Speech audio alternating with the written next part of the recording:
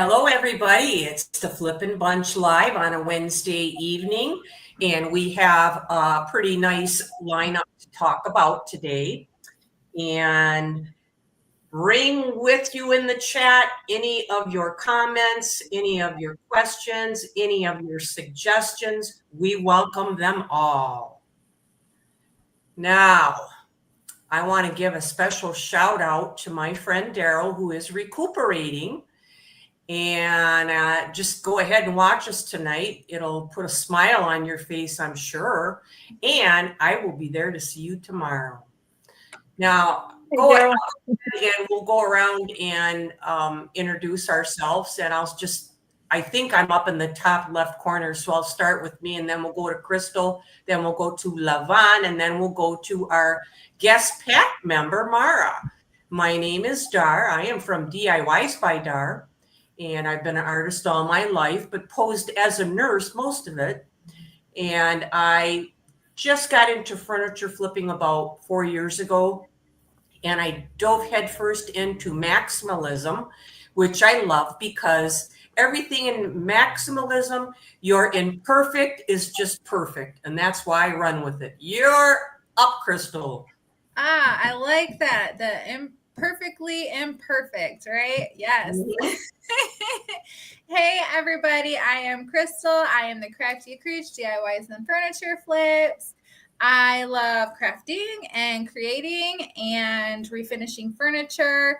I love thrifting and flipping my thrifts. I do a lot of reselling, so I'm always on the hunt for a good deal. All right. On to you, Lavonne. All right. Yeah, I think you had that right. Did I?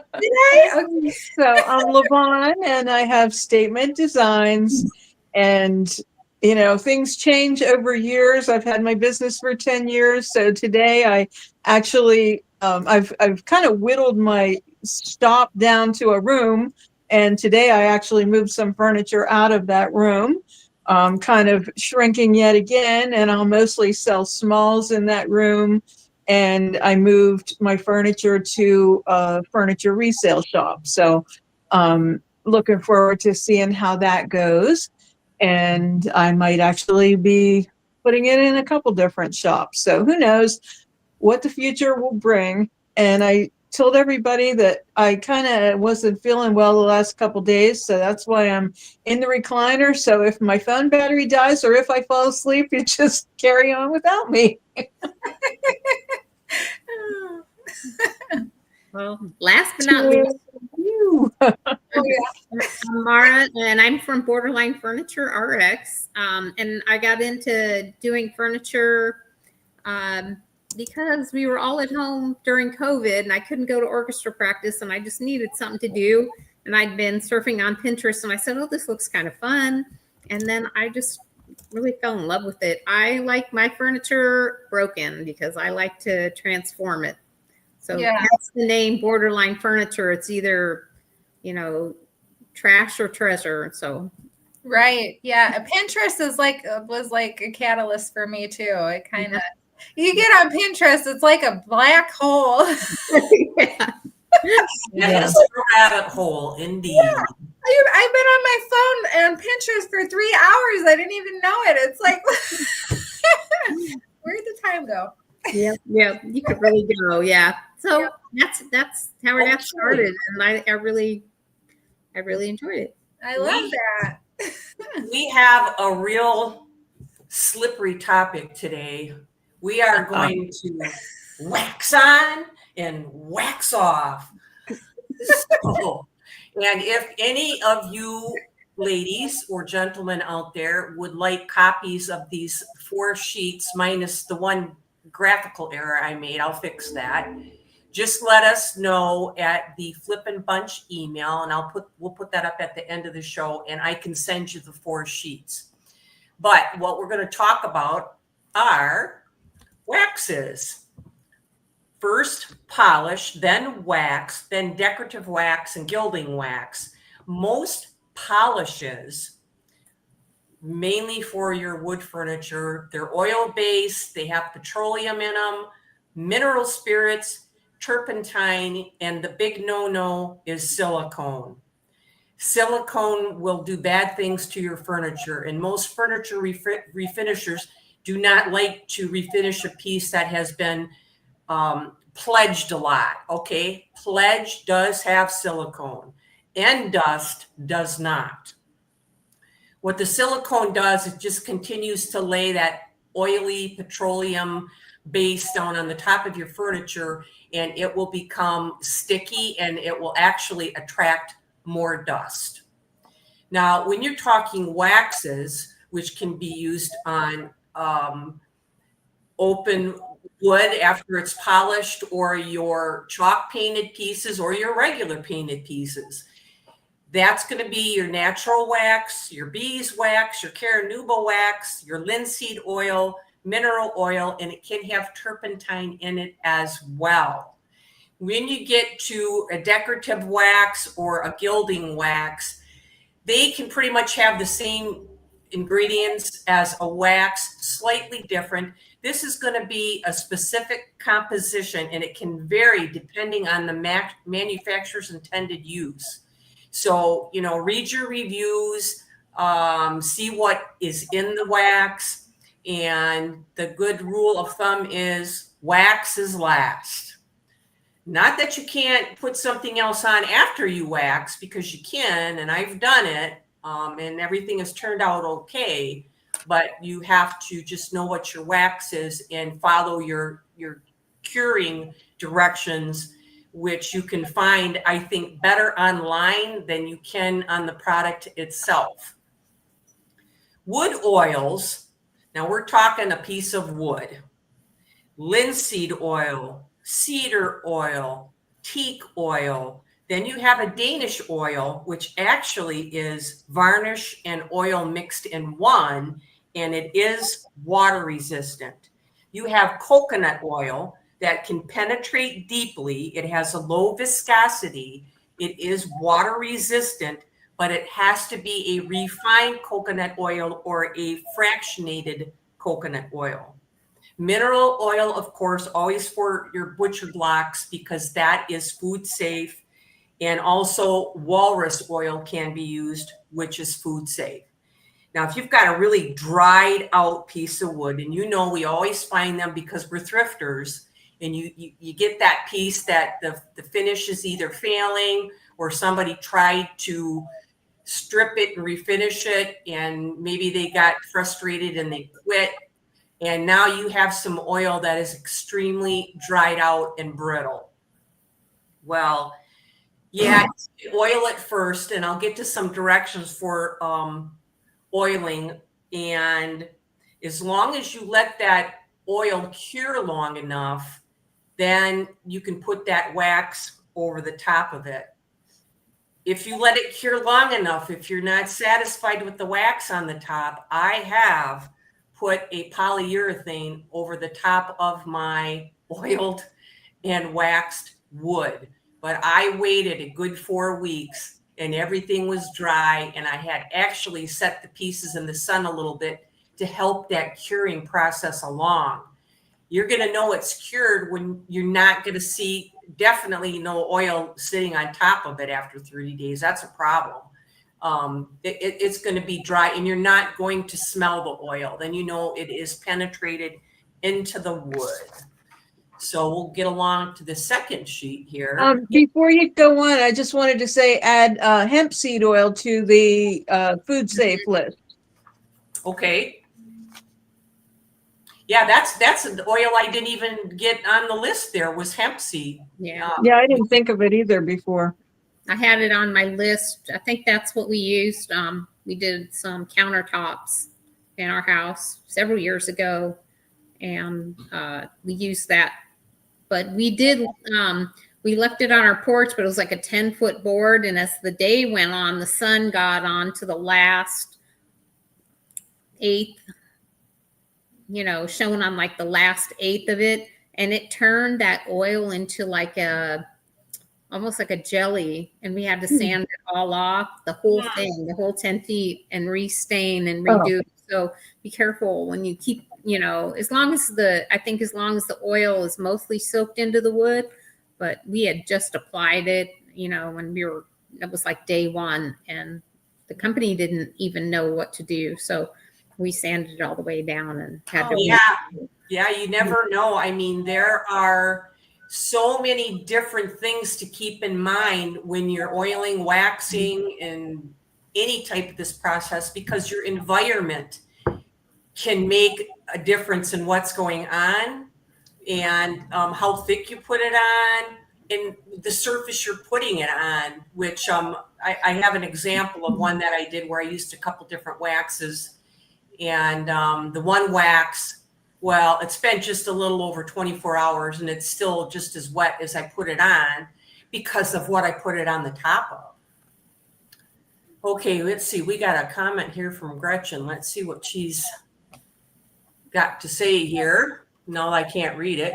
Can anybody read it? Yes, I can. Gretchen said, I believe ring oil is also food safe, but it has to be pure. And apparently a lot that is sold is not pure. Okay. She meant tongue oil. Okay, that's what I thought. Tongue oil. Okay. Yeah, she meant tongue oil. So I think the ones that I did, I used Howard's Feed and Wax, and I'll make another mention of that coming up here. So here are just some fun facts for wood wax. And there are some processes where people will take steel wool and they'll use that to rub their wax in, or maybe their oil. I'm not sure. I've never used steel wool. I've used sandpaper with hemp oil on chalk paint before. Yeah, maybe that was on chalk paint they were doing that. But the fibers from the steel wool, if you're working on oak wood, I guess can leave the fibers in and they'll turn black. I heard that like multiple times when I was researching this on the internet. And of course, you always want to use a lint-free rag and not paper towel. But I guess those blue shop towels are okay because they're apparently lint-free. And any type of real rags or rags that you're using, always lay them out and let them dry. Don't ball them up and then throw them in the garbage because they're flammable. That kind of stuff is flammable. That's Yeah. Combustible, yeah. So Howard's Feed and Wax is compatible with all top coat finishes. After that oil has cured, you can use poly, you can use lacquer, you can use varnish over the top of it. And that was what I used on those chairs. So that was probably why I did not have a problem with them after I let it cure for about 30 days. Now, there is something called a hard wax, and that's Odie's oil and that Rubio monocoat, which I've seen used, but I've not used it myself. It's very liquid. You basically pour it on and they have like a little scraper and you just kind of scrape it over the top and then you let that soak in, and those are both water resistant. Now, when you talk about restore finish, they recommend that you only use that on your furniture one time, and it is made up of solvents, mineral oil, petroleum, and colorants.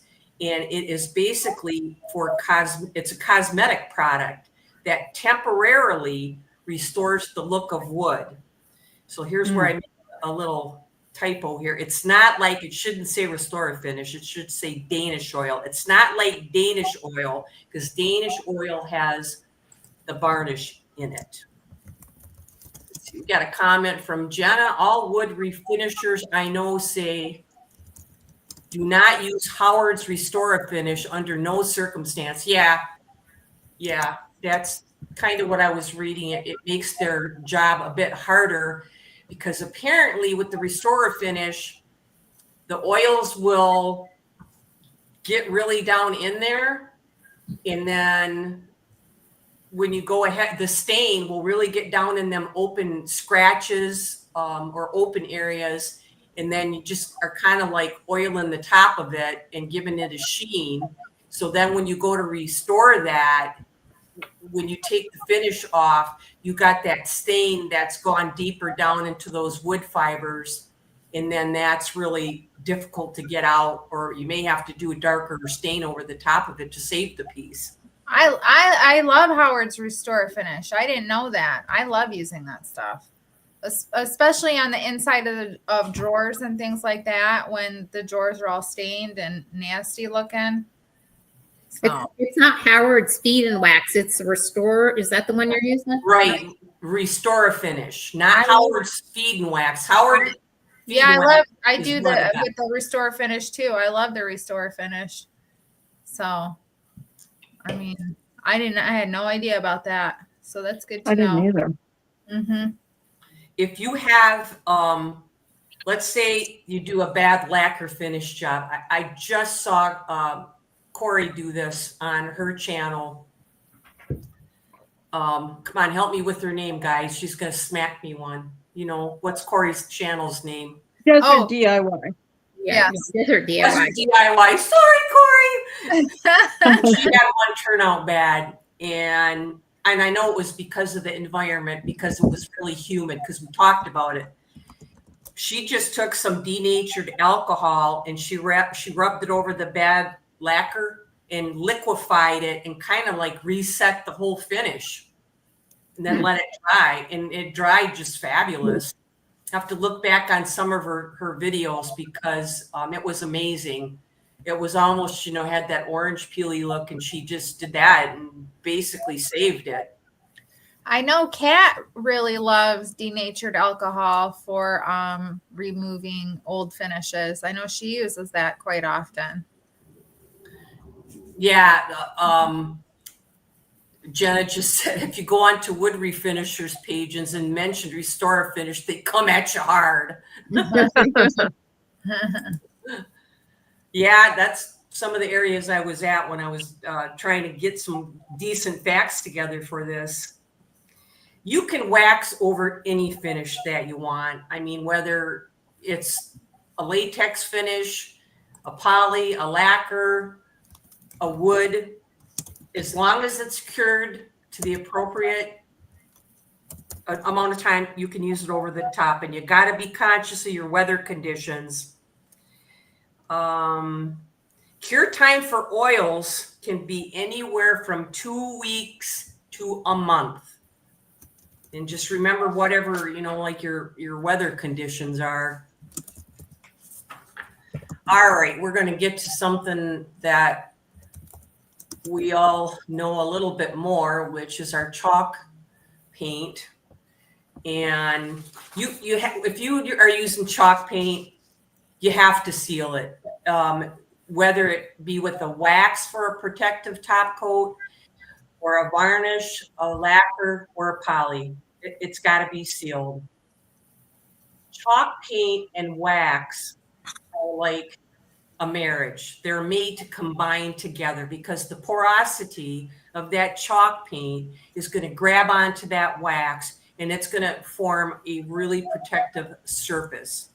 And some can be more water resistant than others on the waxes. And then again, just you got to know your product, do some research and see what the reviews are telling you about it. Chalk paint should be dry for at least 1 to 2 hours before you put a wax application on it.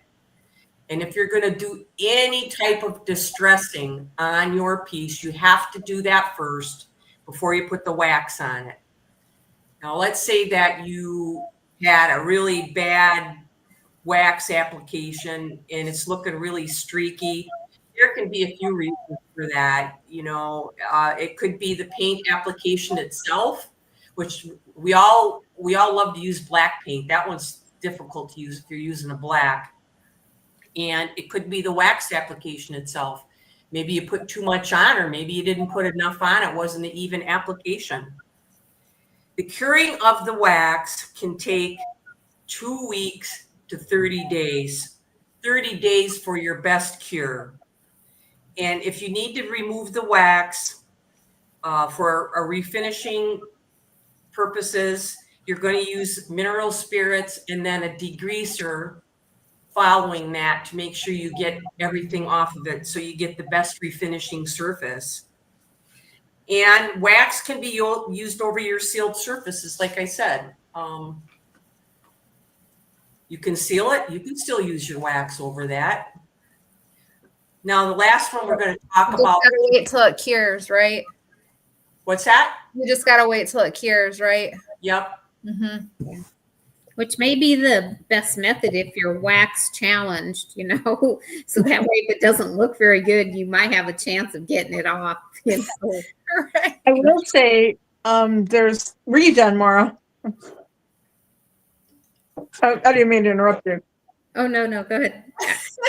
Okay.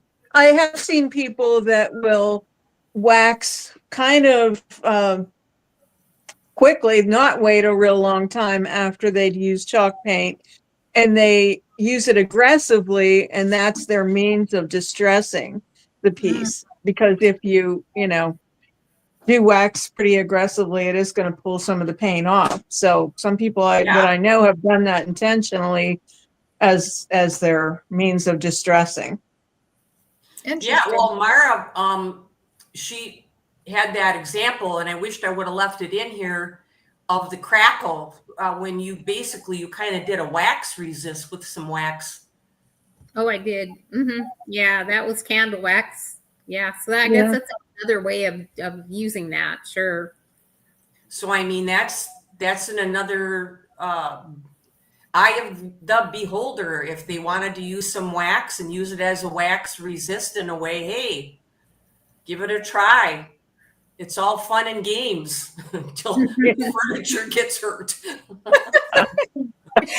you got to strip it all off and you got to start all over again. And then it's not so much fun. No, I had a big armoire piece that I put a cover over the wax too quickly, and it bubbled. So I had a few bubbles on there. I was trying to ceruse it, and and then I wanted to put a top coat over that black cerused wax, and I did not give it enough time to cure. So it went with the bubbles, and the person was all right with that. I tried to do a spot fix, which, you can, if you just take that area where you had the problem. But then again, they say if you have that happen, you might as well just redo the whole piece. Well, I was not going to redo that whole piece. Yeah, armoire, that's not a little one. It's a big one. Yeah. And just to review, because I'm not 100% sure because I've never done it, but what I think is ceruse is when you force wax into the pores of the wood without finishing it. Am I right? Well, what I have seen, a couple people ceruse, they take basically a bristle brush and they intentionally rough up the grain. They go with the grain, but they're kind of making those grooves of the grain deeper. And if you're using a piece that has a veneer on it, of course, you got to be really careful so you don't get down and burn through your veneer with the brush. Yeah. Then they go back and they wax it. And they pretty much leave it waxed like that. But of course, this was going to be a bar that I was making. So I wanted to put a protective coating over the top, which is one of those stigma things. But if I would have let it cure for probably the 30 days, I would have been okay. But I didn't. I probably put that top coat polyurethane over the top of that in probably about 5 days. Definitely not enough time. Most of it was fine. There was just a couple areas at the bottom where it bubbled up, because you're not going to get that poly to go over a wax. It's just not going to happen unless that wax is fully cured. Yeah. So I've usually seen people do ceruse with like a colored wax. Usually I've seen white wax, but I know you can do different things. Yeah, I've used the white cerusing wax, and I believe it's a petroleum based product, and I did not like it at all. But I really struggled with it, and I did have someone recommend to me using the wire bristle brush and opening up the wood grain more, which I was already done with the piece. I wasn't going to go back and do it again. I just, I think it had already been sold at that point. So I wasn't going back into it again. So, but yeah, I mean, it's really, I don't know if the product you used, Dar, was really stinky and smelly like gas or like fuel. Is that how yours smell? I don't know what you used. I used an Amy Howard brand cerusing wax product, and it was extremely. I use Dixie Belle black wax. Okay. All right. I used an actual cerusing wax product from Amy Howard. That was her brand, and it was like rock hard in the container. I had to stand on it to get the wax out. Yeah. So it was I don't know what happened to it after that. I might have thrown it away. I don't know. Well, there is one tip that you can do if you have some wax, and it starts to, all that stuff gets evaporates out of it. You can put some in a container and put it in the microwave and nuke it for a few seconds and get it soft again. If it's really bad, they say go ahead and put some mineral spirits in the wax and try to loosen it up that way. I've tried that on some colored waxes, but never on like a big container of like a white wax or a black wax or a brown wax. But I did try it in the microwave the other day, and that did work. It was all dried out. In fact, it was the same black wax because I've had it forever in the container, and it just was all dried out and hard. And I put it in the microwave in a little cup for about 10 seconds, and it was good to go. So I wouldn't be afraid to put the Dixie Belle in the microwave because it's water-based, but that petroleum stuff, I probably would not want to. Oh, why? What would happen? make an explosion. Is it going to explode? It's I don't know. Yeah. It's petroleum. I'd probably poison everybody. Yeah. I would. It smells bad. No, I'm going to have to ask my chemical engineer. Yes, ask your husband. When I get home, I'm going to say, can I put this petroleum stuff in the microwave and just see what reaction I get? Yeah, I'm sure you're going to get a positive response for that. Right. Well, just working with it, I had a massive headache. So, I mean, that's one clue right there. It's not good for you. Yeah. There's looking at what your brands are, and for the longest time, because I didn't really know waxes, I would always message Lavonne like, is Dixie Belle waxes, are they water-based? Are they water-based? Because it doesn't say it on the jar, and then I would always forget. I don't know if it says it on their website or not, but all of their waxes then are water-based, correct, Lavonne? Correct. What I think the only products that are not water-based are oh my gosh, I can't even I'm too wiped out to even remember what I'm talking about. The oil-based stains, no pain gel stain, and then also the hemp seed oil. I think those are the only things that are not water-based, if I'm not mistaken. So their gilding wax and their specialty chameleon waxes, those are still our water-based. You know what? They might be oil-based. They might be oil-based. I have to check on that. I think because I'm thinking they probably are. When we get to that example, I'll talk about it, because the gilding wax, I mean, it was pretty much dry almost instantaneously. And the other wax was not. So let's see, I got one more sheet, and then we can talk about our personal experiences here and show some pieces. So the decorative wax and the gilding wax. Decorative wax, of course, you have your clear, your black, your brown, and then your specialty colors. And there are so many different waxes out there, the iridescent ones, chameleon ones. Look at your reviews, look at the product, see what it's based with. And that's why I guess I have stuck with Dixie Belle, because I know a lot of that is water-based.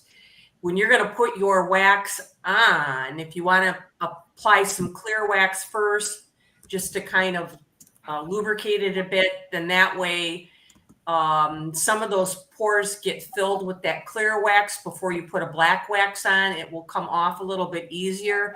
It's always easier to go and add more than it is to try to take something off. But if you have to take it off, just put some more clear wax on it and use that as an eraser to pull back some of that other wax back off of it. Right. You mentioned before about the chalk paint being very porous, and that is what happens if you just take black or brown wax right to it without the clear wax. It just grabs onto it, and then all of a sudden you're like, what did I just do? So yeah, I recommend the clear first. Yes, Well, yes.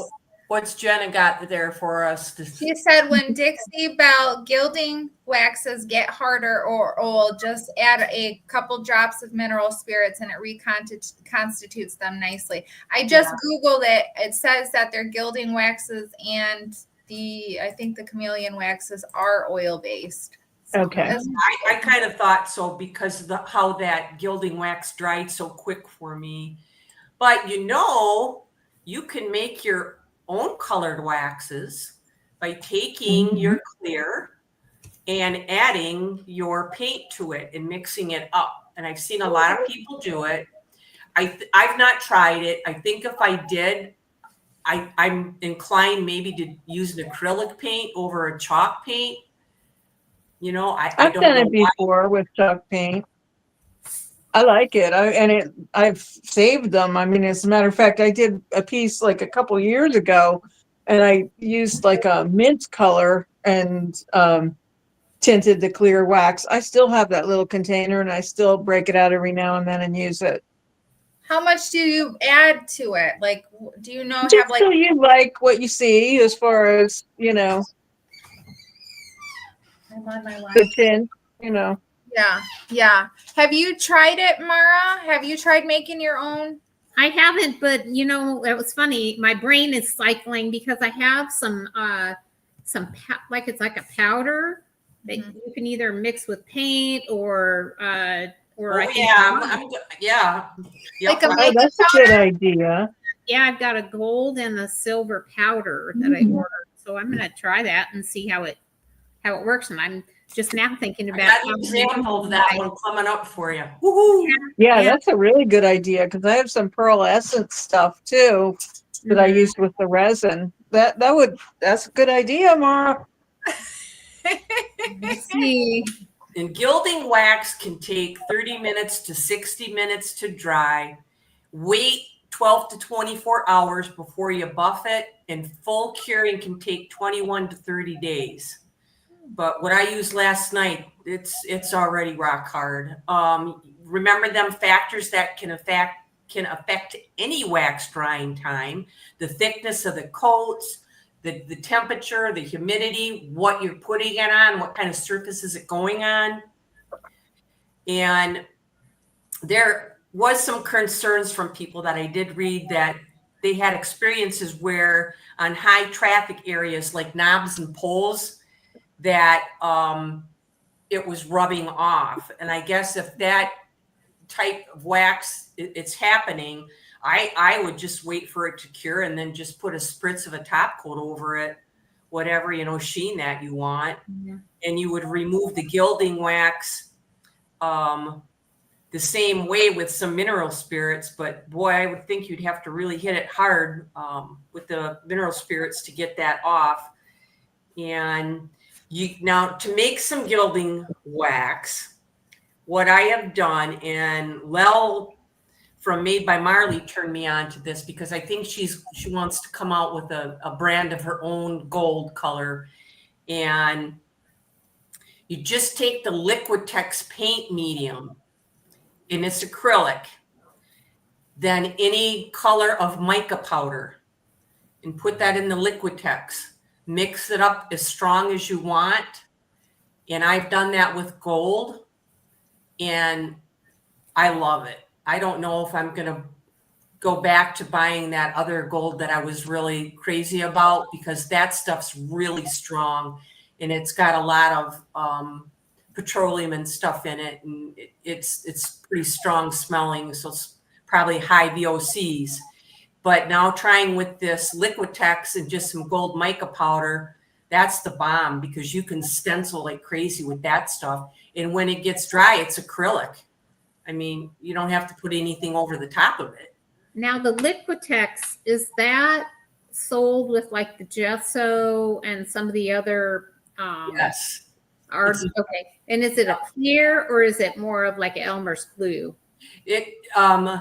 I've not seen the clear. The only ones I've seen have the like Elmer's glue color to it, the white color. Kind of white, yeah. Okay. That's the type that I used, and I'll have an example. I'll be showing it to you. Otherwise, you can just use beeswax, mineral spirits in the mica powder.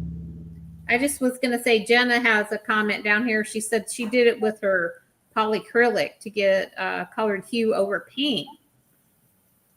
So Interesting. That'd probably work. Mm-hmm. But if you want it more like a one that you purchase, you would use beeswax, mineral spirits, and your mica powder. Oh. Is there a recipe for this? do I go to Pinterest? We'll go to Pinterest. I didn't look up the recipe, because when I did mine with Liquitex, I just eyeballed it and I put the mica powder in as gold as I wanted it. And I put it pretty gold, but still it was movable in liquid. Okay, so yeah, I'm an eyeballer too. I eyeball it. So I think if you're going to use like beeswax, you probably wouldn't need a whole lot of mineral spirits, and put the mica powder in. If it was too chunky, I would put some more beeswax and mineral spirits in it. I might be using the wrong name, but have you guys seen Solly Joe? I think is the name, and they use Would You Bend a lot, and they do a lot of decoupage and Would You Bend, but then they'll take, like, they never explain what it is, but like there'll be a pile of mica powder, and then they'll have not one of those droppers, I forget what you call them, but you know, they an eyedropper or an eyedropper. Kind of, there's another name for it, for A turkey baster? not that big. But anyway, they usually put some liquid into it and mix it up and get it gold. And I'm thinking it's like just a sealer, you know, like clear coat or something like that, or a polyacrylic. mm-hmm. But I've often seen them do that. So yeah, I can't think of what that thing's called. That Liquitex is right over there by your mediums, gel mediums, gesso, where your paint mediums are. Just regular old Liquitex. This last comment, you're right. We're going to get to some pictures here. Since I do a lot of molds, and I've had a lot of fails before I started to do this. If I paint my molds with the chalk paint that I've painted the piece with, just to give it a base coat, I always will spritz with a sealer over those molds, because the chalk paint is going to lift if you start to put water on it, if you're going for realism on your molds, like a flower, like a shell, a fish, an octopus. That's going to lift off of there. And I always will spritz it, just that area, with the, I don't know, matte acrylic spray. But if your piece you're done with your piece and it's painted and you've already sealed it with a polyacrylic, then you're probably okay. You're probably not going to have a problem. There we have it. Let's get to some pictures. I think the pictures I have first are Lavonne's. Okay, that one, I had painted it with metallic paint mixed with some silk, like the white is a silk color. And then I used 2 shades of metallic, and it was darker than I wanted it to be. So I did use a pearlescent glaze first on it, and that toned it down a little bit. And then I decided to white wax everything. And that really took it to the place I wanted it to be, you know, as far as the color, and it sealed it. Yeah. Did you just do this one? Because I haven't caught up on my videos yet. This one. Yeah, I just did that one a couple weeks ago. And, you know, the other benefit of using the wax on it too was sealing the transfers on, because I used a lot of transfers on this piece. So that's good to know that you can wax over transfers and it'll seal it. Yeah. See, I missed that fact in here too for covering your transfers. Perfectly fine to put your wax over the top of them. Yeah, it's an option. So then we got this one. Pretty. Okay, and that one I just waxed with clear wax first, and then Van Dyke brown. And what I like to do is just like really just hit up the corners with a small stencil brush and around the knobs, you know. So that's kind of my method.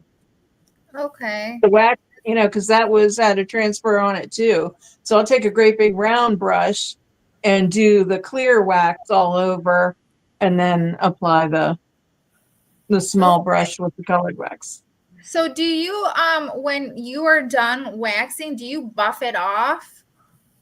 I usually don't. I buff it, like I let it sit for maybe a half hour and then buff it. I don't do it the next day. I find that it's too hard the next day. So I have better luck doing it like an hour or so after, a half hour or so afterwards. Okay. What do you normally use to buff it? Just like a soft cloth or a brush? Okay. Yeah, just a soft cloth. Okay. That's pretty. That one was like a real dark and moody piece. And I just used lots and lots of black wax on that. So Okay. I did do clear first, and then I did a lot of black wax. Okay, so you put black wax over the black paint then? Yeah, it was actually blended. Like the middle of the drawers were like a wine color, and then it went out to like a purple color, and then to a dark black. Okay. So then I went over everything with the wax, though. I like the black wax on the black. It looks like it deepened the color. It looks really rich and yeah. Mm-hmm. Yeah, it really does. Yeah. That was the fun one. The transfers were all like just black and white. They weren't colored transfers. They were just like outlines. Mm-hmm. So that was a fun one. What were you going to say, Marah? Well, I was going to say it's that dark academia looking. Yeah. Yeah. Yeah. Oh my gosh, this is beautiful. So this one was the one I tried to do like a carnival glass. And I just went to town using the chameleon waxes with this. I used all 3 of them, and I just kept going in circles and, you know, blending it together. And then after it was done, then I let the wax cure for a day. And then I went over it with metallic, the moonshine metallics in Pacific. Oh. So that kind of, because that has like the same makeup as like the silk with the sealer built in, has the same kind of, you know, makeup. So it sealed it as well as, you know, it made it shiny anyway. And it just kind of it gave that extra blue look that I was going for. Yeah, it looks so much like carnival glass. Yeah, it did. I mean, I know there's different shades of carnival glass, but I think it was kind of what I was going for, so I was pleased with it. It sold immediately. Yeah. Wow. Do another one. Yeah, I know. I should. Oh yeah. Well, here is this thing I've been working on, and it's been a real pain. But I got a little close up because on the mat of this picture, can you see them little honeycomb designs? Yes. Yeah. That is the Liquitex and the gold mica powder Oh, okay. That's really pretty. through a stencil. Huh. Now, around the rim, I've got the Dixie Belle gilding wax in gold. And that, I mean, that immediately was dry. I got a little bit where I didn't want it, and to try to get it off, even with clear wax, just the amount of time it took me to get that wax jar and a Q-tip, it was already in place. And then that is just the regular black wax in the grooves of that.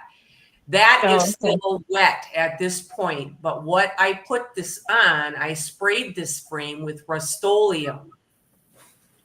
And that is probably, you know, like an enamel. So it's pretty glossy, even though it's a satin. It's a pretty slick surface. So I don't know how long that wax is going to take to actually dry or cure on that. And I can't really sell it until I know that it is, because somebody will touch that and then have like the black wax all over. Oh, that's pretty. Oh, that's really pretty. Very nicely done. Very nice. This has been the picture frame from heck. It's been a number. All right, we're going to get to you there, Miss Krystal. What you got going here? Okay, so this is an example of wax over decoupage paper. So this is just, this is just a brown wax over top of that. And I sealed the decoupage paper first with, I believed I used a polyurethane. And then just to kind of like, I had some imperfections in there, so I needed to kind of blend those in. So that's where the brown wax came in to make it look a little bit more aged and grungy. Is that recycled Yes. paper? And that's retired. Really cool. Yeah, that's retired paper. So you can't get that anymore unless you find somebody who's selling it, you know. Yeah. The last of it. That just reminded me of what they had said about waxes and gilding waxes. You can use these on almost anything, everything. Like you just said, on top of your decoupage paper, on paper, they said metal, but I don't know. Well, you know that you brought that up. I made a note to talk about that real quick. I've actually painted hardware, which I don't like to do because I feel like it just is going to wear off. But I've done this more than once. I've actually waxed over something that I painted, and I feel like it gives it a, I don't want to say it just makes me feel like it has a harder and more durable finish. It kind of seals that paint in, even if it is just, comes out of a spray can or whatever. So I do that all the time, Marah. I use the gilding wax on hardware, and it dries. So I've never had any problem with anyone telling me that it's worn off. Oh, good. I'll keep that. They're not using the right product. Okay, so I'm pretty sure Jenna was talking about how you couldn't get that gilding wax off. She has a tip here. She said baby wipe or Lysol wipe removes gilding wax. While you're working with it. Yeah. That's a good tip. Yeah, and this is the one and only time I've ever used that cerusing wax. Uh-oh. One and done, huh? Yeah. So pretty. Yeah, it's it gave it kind of like a whitewashed effect a little bit. I mean, it turned out pretty, but I had a hard time with getting it really like even. It dried almost immediately when I put it on. It was difficult. So, so I don't have any recommendations for anybody on how to use cerusing wax. So sorry, guys. Oh, what about this one? Yeah, this is brown wax again. Just kind of used very lightly to highlight some texture to make it look like a faux terracotta. I did not use any clear wax prior. I'm just kind of dry brushing the wax on there. And this is just an oil, or not an oil, a water-based Waverly chalk paint brand or Waverly brand wax, antique. A lot of people like that. Yeah, Waverly. You can get it off with just with water or whatever. And this again is just some more brown wax to make something look old and dirty and spooky. Those are so cute. Yeah, thank you. They were fun to make. And then this is brown wax over top of black paint and rice. This is that fiber paper. That's what that is. Mm-hmm. The redesign with Prima fiber paper, which I had I struggled with also applying. I like the brown wax over the black too. That looks good. Yeah. I was just going to say another color that we didn't mention with colored waxes. And again, with Dixie Belle, they have grunge gray. And I love that over black too, because it gives kind of a smoky, look over the black. Okay. I need to try that. It's nice. This is sealed with a Miniwax soft paste finishing wax. So I really don't have a lot of information on this product because that was something I tried one time. And well, I used it until the container was gone, of course, but I didn't mind using this stuff. I think it was an oil-based product, but it didn't have a really terrible smell or anything like that. So same thing, I just buffed it on and then buffed it off. I waited probably like 30 minutes and buffed it off. It was a little harder to do it on the paint. There was more work involved. My arm hurt after. But yeah. Is that like a coppery color? Is that what I'm seeing? Or the color of the wood or the paint? The top part of it. It looks coppery almost. I think it might have been maple, but I'm really It looks like you did like a brown wax over pink or something, or maybe if it's. I just did it right. Well, I stained it, and I want to say I used what was the color called? I think it was called Aged Barrel, which was kind of like a blue gray. It's been years since I did this one, probably 4 years, so I don't remember exactly. So I think it was like a blue gray colored stain. So that might be what, why it's pulling like kind of some pink hues or whatever, or gray hues. But yeah, that was a different wax. Yeah. Thank you. Yeah. Yeah. You don't always have to like completely wax everything or completely poly everything. Like if you just want to go ahead and poly the top of something and wax the rest of it, why not? You can do whatever you want to do. It's your piece. Yeah, absolutely. For sure. All righty. Let's see. We have some challenges coming up. This one is, what is it, next weekend? Yes. Next Saturday Weekend. With our friend Jen from, all right, help me with the names, guys. Copper Cactus. DIY. Jinx. You're right. Then the only other one I know is Marah's. Mm-hmm.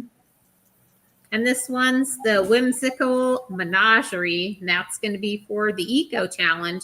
So the key here is when you do your video, just hit home, low VOCs, eco-friendly processes. What did you do? Because typically I just go through the videos and I count up how many times you used an eco process, and then I take the top looks and eco processes, and that's how I determine who wins, in case you wanted to know. So Yeah. it's furniture. Crystal's like, yes, that's what you want to know. Yeah. So it's a furniture piece then, right? It's a furniture challenge. It is a furniture challenge, yes. And it needs to be whimsical. Yes. I'm excited for this one. I had got ideas. But yeah, I got all kinds of stuff going through my brain on this one. I've been doing lots of Pinteresting. Man, You're laying by the pool. I thought it was going to be a difficult challenge, but the more I started digging into Pinterest, I thought, oh, this probably isn't going to be so bad. Yeah, it's going to be fun. I'm excited. And I should have, Jen and I should have the next antique challenge soon. It's been a busy day, so I was hoping to get the write-up made for that, but what's it going to be? Tomorrow. Tell us. Oh, yeah. We want to give us a hint of what we're going to be doing after the beach challenge. I can't. What? Not even to your best friends. I'm sorry. Yeah. I'm not a kiss and tell kind of girl. Sorry. Oh my gosh. Not even a $5 bribe? Oh, maybe if you send some paint my way. Yeah, if anybody watches this live and they want copies of those sheets that I made up, just give us a email here at the flippinbunch@gmail.com. And also, if you want to be notified when we go live, here's what you need to do. Just email live to flippinbunch@gmail, or if you're a phone kind of person, you can enter live to 814-515-4905, and you will get a reminder of when we are going to start. I think that's all we've got today, and we just made it. We're at 58 minutes, so we've got wow. It always goes so fast, doesn't it? Yeah, it does. My battery lasted, and so did I. So you did. You're awake. You made it. Yeah. Now you're gonna go to bed, though, right? Y'all give me energy. Awesome. Well, thank you, everyone. Yes, thanks for joining us. I don't think I ever got to say hi to our guests because I can't see them because I'm not hosting. So hi, our friends, as well as bye to friends. Ooh, oh, look. Gretchen might try the menagerie. Yay! Menagerie. She might All try right. it. Girl, yes. We'll be excited. Anybody qualifies as long as you put a video up, and we'll get it added. Yes. We'll help you out, Gretchen. We'll help you with the questions. Are here for you. Yep. When are you going to put your unique antique challenge info up?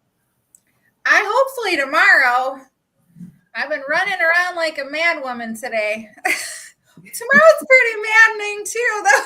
Yeah, I can't wait for tomorrow. Yeah. We're going to be watching now. You're committed, girl. Okay. Yeah. As soon as they announce the winner, I'm like, okay, it's going to be a week. I can't wait to see what the next one's going to be. No, it's a good one. You guys are going to like it. It's going to be fun. I'm sure we will. They're always fun.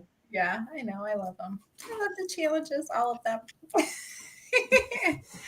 Well, if no other questions, we've made it the full hour here. I guess we can all say, see you on the next one. Good night, guys. Let me see your heart. We love you. My thumb still's injured. Is it? Yeah, it is. Bye, guys. Bye, everybody. Bye.